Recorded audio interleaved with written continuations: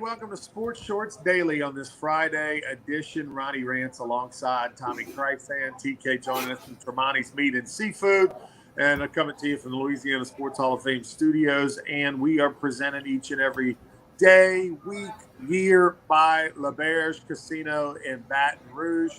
The Barstool Sportsbook at LaBerge. Go check it out. There's no better place to watch a game, eat some great food, and hang out. And you can you're like literally 10 feet away from the sportsbook window. Blackjack tables are inside the sportsbook, you name it. So today on Sports Shorts, obviously, we'll talk a little bit about the Baton Rouge Rougarou. They're red hot. Don't let the Rouge get hot. They won 2 in a row, including last night's Iron Man night where Davis Mesh played all 9 positions for the Baton Rouge Rougarou. A really cool thing he did. And look, Tommy, the thing about it that was really neat was pitching and playing catcher are obviously the 2 toughest parts of that when you play all different 9, positions throughout the game. Mesh went in there and obviously not pitched in high school, but he hadn't pitched in college. He's been out of high school for 3 years or whatever. And he had to throw in the eighth inning. And it was the 8th inning where the Rougarou were leading 4-1 in a crucial part, and gave up a run, but was able to get out of it.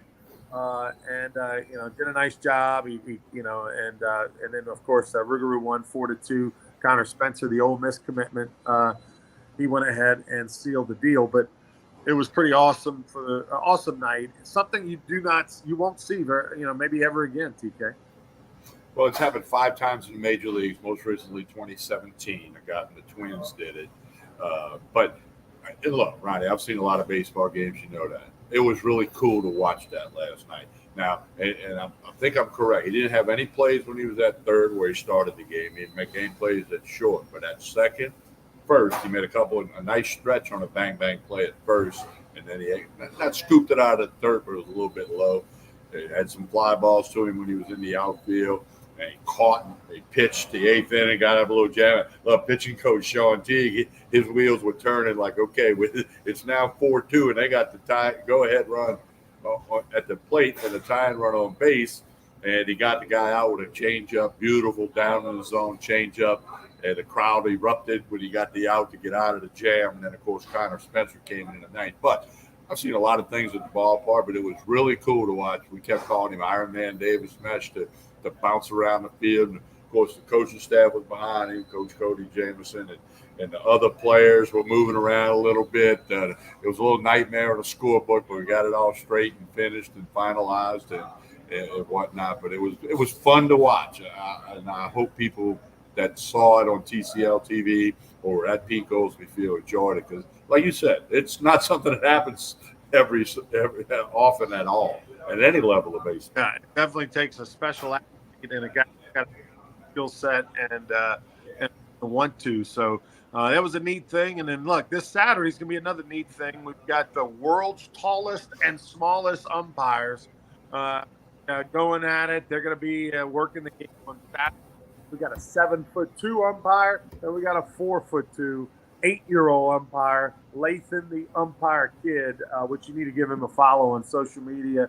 But it's going to be an awesome night. Well, yeah, and as I mentioned, my youngest grandson plays travel ball with Lathan, the kid umpire. So I know the family, and I've talked to the dad about it, and he's a cool kid. He's a good umpire. He worked the plate for 2 games down at AP Baseball in Gonzales, and he, nobody had any complaints with him behind the plate, and he's got all the hand signals. He's got it all down, and he's phenomenal. Yeah, go follow Lathan, the kid umpire, on social media. He's got almost 100,000 followers when you combine all the platforms.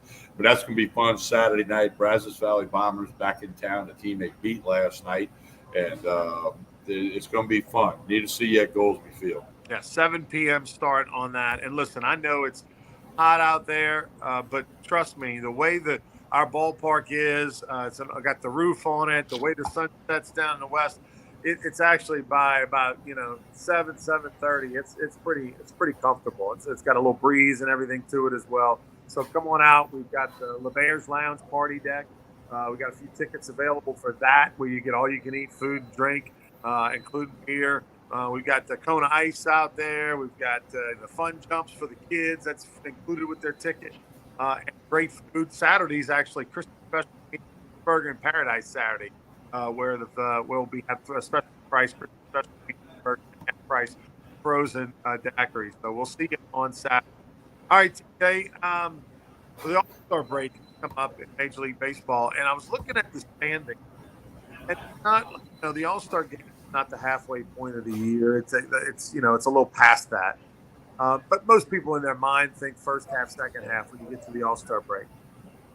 Major League Baseball went to this 3 wild card team system a couple years ago. So there's 3 teams out of National League, 3 teams out of American League, and because of that, um, any team that is within, say, 10 games of qualifying for the playoffs feels like they have a shot.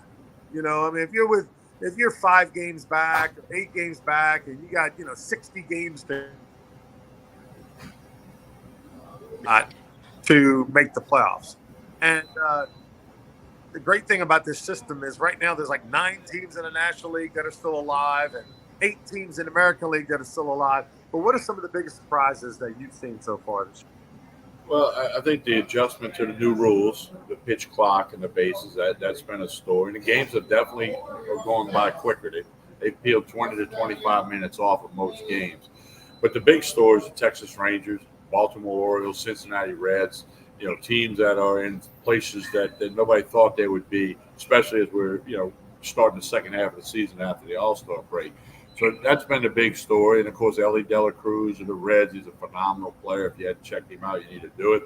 Now, on the other side of the coin, the Yankees are struggling, but they've had a lot of injuries. The Cardinals, they hadn't had a losing record in like 25 years, and they're staring one in the face, And I think there's a lot of good storylines. And now we're going to have to put up with till now to July 31st. Ohtani trade. Does he get traded? Where does he get traded? We're going to be sick and tired of hearing about that. There'll be other trades, other moves made by teams, the buyers and the sellers, and we'll just have to wait and see exactly how it goes down. But it's going to be a fun thing. And Ronnie, you mentioned all the teams in the hunt. That's good for baseball. It's good for the different fan bases to have their team having a legitimate chance to get to the playoffs. And, we'll see how it goes. I'll tell you the biggest surprise to me is the Marlins.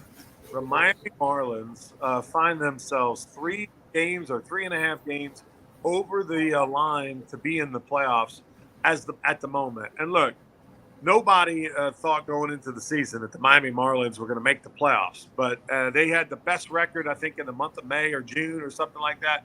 And so that's a big surprise. And the Cincinnati Reds, not only are they having a great year, but they are the most entertaining team in Major League Baseball. Like, all of a sudden, the Cincinnati Reds are cool.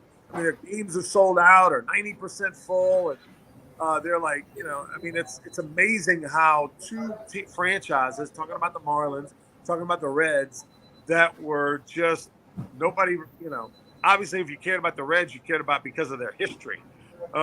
And the Marlins, I mean, so much going on in Miami and the disappointment with them cutting all their good players a few years back. And, they ran Derek Jeter out of town and all that kind of stuff. All of a sudden now, these 2 franchises that nobody cared about a year or 2 ago are now the hot stories this year. Well, keep in mind, Jake Fraley is making a decent contribution, starting a lot of games for the Reds, former Tiger. Yeah. So, so Jake's up there with his big old beard thing, whatever. But, and I've seen him play a little bit, so it's been fun. Me, Ryan, I've been a Rangers fan for a long time, so it's a pleasant surprise to have them doing well. But they loaded up the lineup, the roster, and then the Grom got hurt. They're doing this without the Grom, so kind of like LSU doing it without Skeens. I mean, it's a pretty big thing. So it's going to be fun second half, and again, everybody's in action tonight, league wide, and we'll have to see how it goes. Yeah, the one team disappointed me is obviously my buddy's the manager. Pete Cole's the manager of the Chicago White Sox. They've been brutal this year. They've been decimated with injuries. They lost their top 3 relievers one in spring training, the other 2 the first 2 weeks of the season. They've had all kind of issues. So unfortunately, it's not looking real good there. But as far as the De La Cruz with the Reds, I would say this, Tommy. In my mind, He's the most exciting baseball player. As far as like somebody that I would buy a ticket to go watch him play specifically, there's not many of those. I mean, outside of somebody like if it's an LSU player and they're in the big leagues and you happen to be in that town, you're going to want to go see him play. He is that guy. He's one of the top 5 most exciting players I've seen in my lifetime. Well, now, let me say this, too, for those that may have missed it. We talked about Davis Mesh, the Iron Man for Rougarou last night. De La Cruz also did something. In one at-bat, when someone else was batting, he was on first. He stole second, stole third, stole home during the same at-bat for his teammate. That has never happened before in Major League Baseball. It might not ever happen again. So that's the kind of things he brings to the table. Aside from the fact that he can hit, he hits bombs. He hit one full 460 feet the other night. He's incredibly athletic. He looks like a guy who could do what Davis Mesh did and play all 9 positions. Now, probably not going to happen in the major leagues when they're in contention. There's the times when that has happened in the major leagues. Teams were way out of contention when they let the guy, hey, we're going to do this, try to sell a few extra tickets tonight. But so no, De La Cruz.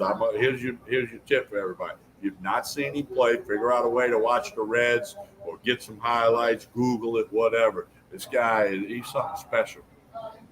I tell you, he really is, Tommy. I mean, he's the fastest guy, arguably, I've seen on a base path. He's got as much power as anybody. There's nothing he can't do. He brings an excitement and exuberance to the game, a flair that is impressive. I mean, it's just wow. I love watching him play, and I don't care anything about the Reds. And that says a lot. Like, because if I was in a town where he was, I would buy a ticket to go see him play. And I don't say that about a lot of people. Well, Ronnie, the Reds are special to me because Julian Mock was the scout from the Reds who told me they were going to draft me late in the draft. And, another draft came and went last week, and I still don't have that phone call. Yeah. Bobby so Julian Mock, he saw something in me. I don't know what. But he told me in the Church's Fried Chicken in Hammond, he was turning my name in to be drafted late. So 2 things happen every year. Bobby Bonilla gets a check from Major League Baseball, and Tommy Krysan doesn't get a draft pick by Major League Baseball. That's it. Boom. All right. So So the All-Star game, there's been continued fallout on the uniforms. Let's all keep cross our fingers. We go back to the old school way next year. We shall see. We move on. Some news out of the NCAA. Greg Sankey's going to stick around a little bit longer and make more money. The commissioner for the SEC. All kinds of goings on up at Northwestern, not Northwestern State in Natchitoches, but Northwestern University in Chicago. They fired their baseball coach. They fired their football coach. But let's talk about Sankey for a minute. Yeah, Greg Sankey gets a contract extension. He's in his 9th year as commissioner of the SEC. That's a quick 9 years. But he's the most powerful commissioner. He's the respect that he has. And he, along with many people, including Herb Vincent, dear friend of yours, they get a lot of credit for the SEC. It just means more what they have done with this conference, top to bottom, with the expansion, the women's sports, the national championships, the attendance. We can go on and on. Greg Sankey has done an incredible job as the commissioner. He's got as much respect in the world of college sports as anybody has ever had or may ever have. Now, I didn't know this about Greg Sankey until I read some stuff earlier this morning. He was one time the compliance officer and academic services guy at Northwestern State up in Natchitoches. He also was the coach of the golf team for the Demon golf team in Natchitoches. I first met him when he was an assistant commissioner at the Southland back in the day with Hal Mummy football, Southeastern or whatever. But so he spent some time in Natchitoches, as many people in the sports world have done as coaches, and then took that step to the next level. But I did not know Sankey had a little demon blood in. Probably been, he might have to be in the Louisiana Sports Hall of Fame one day because of his tenure at Northwestern State. Yeah, it's pretty funny how many people, if you go back, especially baseball coaches, it's funny how many people have made their way through Natchitoches. And speaking of Natchitoches, I was there obviously all week and saw Coach Ed Ogeron was in Natchitoches. Unfortunately, it was under difficult circumstances. He was there to speak at a good friend of his funeral. Jack Britton, they call him Britt. Anybody who's spent any amount of time in Natchitoches knows the name Jack Britton. The Britton name that goes back over 100 years in that community. Jack was the super host of Natchitoches. Probably any cute girl who went to Northwestern State and spent 4 years over there got a drink from Jack. He was like, if the sororities were in town and he was at a bar, he'd buy them all around. I mean, he was just a super guy and a big supporter of Northwestern State. He played there. His family, he went there. His family went there, and also a friend to Louisiana Sports Hall of Fame. He was Doug Ireland's best friend. He passed away, unfortunately, on Monday. They had the funeral yesterday, and there were a lot of folks from all over the state that came to, in the country for that matter, came back to see to see his family and show support for Jack. And Coach O actually was one of the speakers at the funeral yesterday in Natchitoches. But I did not know that about Greg Sankey. I mean, that's pretty interesting. And I didn't listen. The one thing North Natchitoches does not have, unfortunately, is a really nice golf course. They have a goat ranch of a golf course that's a little, right across from the campus. So I'm unfortunately, if you want to go play golf, you got to drive like 40 minutes, to go find a decent golf course. And there's some nice ones nearby, about an hour away, but there's nothing right there in Natchitoches. So Greg Sankey probably struggled a little bit, Tommy, as the golf coach over there at Northwestern State. Hey, but at least he's got Natchitoches in his blood. He's got demons, I'm sure. I'm sure he's got some purple and orange gear somewhere in the back of the closet, the whole bit. Northwestern, by the way, Fitzgerald, who is this beloved linebacker back when he played 20-plus years ago, and then, took over as a coach, been the head football coach there for 17 years. They run him out, fire him. Now we find out today the baseball coach has been fired. He only had been the baseball coach for like a season. They had a bad year, but they're saying that he was, that he was abusive, verbally abusive or whatever. I mean, whew. Tommy, it's a good thing they didn't have cell phones and things like that back when you and I played, because I don't know that many coaches would have survived. You got that right. I mean, nowhere. But no, it's tough, man. It's tough when you read about all that. Fitzgerald's owed like $42 million, but they fired him for cause, which means if that stands up, they don't owe him 42 cents. Okay, so and I'm sure there'll be a settlement. It'll probably take a while, but then also the question comes up about, does somebody hire him as a coach? He was a linebacker. Is he a defense? He's probably a defensive guy, my guess. Does somebody hire him as a coach? He'll end up in Tuscaloosa. Saban's got a habit of recycling these guys that have had some issues. And I say he's had issues. It hasn't been for what? Especially good coaches, and he is. Yeah. So he'll be an analyst for Saban probably within a couple of weeks, is my guess. But so it's an unfortunate situation, and and I don't know if it happened or it didn't happen, but a handful of players can cost a guy a $42 million contract without more due diligence and finding out what he did know or didn't know. And I get it. If they had a hazing problem and he didn't know about it, that stops on his desk. He's the head coach. He's supposed to know. And in football, it's difficult when you got 110 guys when you count. Yeah, you got all the non-scholarship guys, and you walk on. You got over 100 players, not to mention another 100 on the staff between equipment people, trainers, and analysts and operations guys. I mean, the girls. I mean, it's a 250 people operation. I don't think you can know everything that's going on, but if it's hazing or in today's world it's racism or it's abuse, then you better know or have somebody letting you know what's going on. Brian Kelly's got them little groups of players that keep an eye on all this kind of stuff and report back to a certain coach. I mean, you gotta have a plan, and maybe they didn't at Northwestern. I'm speaking a little bit out the box because I don't know.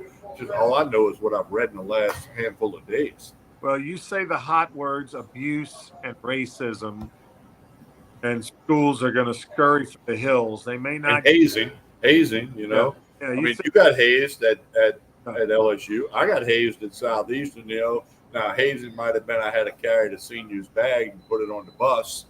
Or I had to be the go walk the fence at the end of the practice, make sure there wasn't a ball that we didn't pick up from BP. And was that hazing? And to me, it was. It was part of being a freshman. Yeah. It's a different world these days. And then you mentioned any of those three words. They're hot words. People run for the hills, and there's not much that you can do about it. Yeah. The one thing you would have thought Fitzgerald would have gotten Northwestern, who's a beloved figure. This guy is on their Mount Rushmore of coaches and no doubt all that. And you would have thought he would have gotten the benefit of time. Hey, we'll suspend you. Let's investigate this. And then, fully and decide whether to reinstate or what to do. He did not get that benefit. And that, to me, is the surprising part. Craig Shelley makes a good point. They kept every assistant in the football program. Really? Like, okay, so they all also didn't know or did know. It's a oogie story, to steal your word. It's an oogie story, and it's going to get a lot uglier before it's over. All right, TK, tell us about Tremonti's and where we're going to be tomorrow. Tremonti's has got lunch special today, fried catfish, top with crawfish etouffee. They can do the on-site catering. You can start thinking about all your tailgating with SEC Football Media Days coming up. They got everything you need here. They got all the whiskey behind me, the wine, everything you need. Tremonti's Meat and Seafood, Jefferson Highway, Baton Rouge, right down the street in Parkview Baptist Church and School. Tremonti's.com. Website's always up to date with things. You can check that out as well. And don't forget Sports Shorts Radio tomorrow morning, 10 a.m. to 12 noon on 104.5 ESPN. We'll be at the Bruley Walk-Ons. We always enjoy going on over there and doing a show and getting some good food. You and I will be there. Hunter McCann, another vacation for Hunter. I mean, he got a big travel budget, but we'll be at the Bruley Walk-On. We'd like you to come by. The doors open at 11. We'll be on the air 10 to 12. We'll have a lot of fun, lots to talk about over there, no question about that. And then, of course, Saturday night, don't forget the Rougarou at home against the Bombers. Pete Goolsbee Field, first pitch at 7. World's tallest umpire, shortest umpire, Chris's specialty meat, hamburger special. Kids, adults, plenty to do for everybody at the Rougarou. Want to see you at Pete Goolsbee Field Saturday night. Make plans now. By the way, Brian Kelly, and we'll talk about this on Monday morning.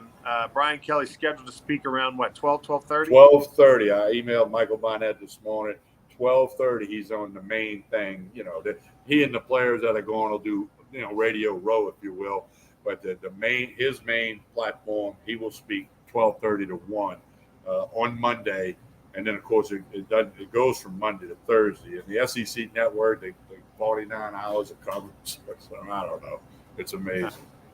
All right. He's Tommy. I'm Ronnie. We'll see you tomorrow morning for more Sports Shorts Radio from 10 to noon. Look forward to it then. Please like and share this video. Have a great Friday, everybody.